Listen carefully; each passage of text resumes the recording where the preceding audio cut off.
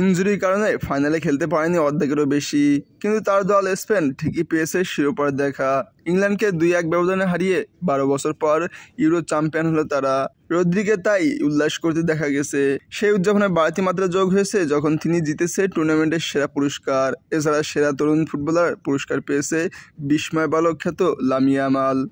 Spain শিরোপা উঁচিয়ে ধরছে অপরাজিত থেকেই। 7 ম্যাচে 7টিতেই জয়ের দেখা পেয়েছে তারা। এর মধ্যে একটি বাদের সবগুলো ম্যাচে শুরুর একাদশে ছিলেন রদ্রি। মাঝমাঠের দলের প্রাণ ছিলেন এই মিডফিল্ডার। নিজ ক্লাব ম্যানচেস্টার সিটির গত মৌসুমের দারুণ ছন্দে ছিলেন তিনি। সেই ধারা টেনে এনেছে ইউরোপেও। এবার আসরে 411টি পাস পূর্ণ করে তার সাফল্য ছিল 92.8%। প্রতিপক্ষের কাছ থেকে 33 বার বল দখলে নেওয়ার ব্যাপারও দারুণ শৈলী দেখিয়েছে তিনি। শেষ 16 জর্জিয়ার বিপক্ষে পিছিয়ে যাওয়ার পরও তার গোলে সমতায় ফিরেছিল স্পেন। এরপর মাঠ ছাড়ে 4-1 গোলের জয় নিয়ে। এছাড়া কোয়ার্টার ফাইনালে স্বাগতিক জার্মান ও সেমিফাইনালে ফ্রান্সকে হারাতে অনবদ্য ভূমিকা রাখে এই মিডফিল্ডার। আর ইয়ামালকে নিয়ে কিছু বলার নেই।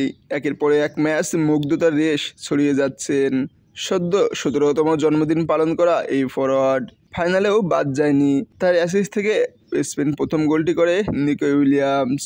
একটি গোল ও সর্বোচ্চ 4টি অ্যাসিস্ট নিয়ে আসর শেষ করে ইয়ামাল। ফাইনাল খেলতে নেমে অবশ্যই ইতিহাসে নাম লিখিয়েছিলেন ইয়ামাল। সর্বকনিষ্ঠ খেলোয়াড় হিসেবে মেজর টুর্নামেন্টের ফাইনাল খেলে ভেঙেছে কিংবদন্তি পেলের রেকর্ড। 1958 বিশ্বকাপে 17 বছর 249 দিন বয়সে ফাইনাল খেলেছিল পেলে। ইয়ামাল আজ ইউরো ফাইনাল খেলেছে 17 বছর 1 দিন বয়সে।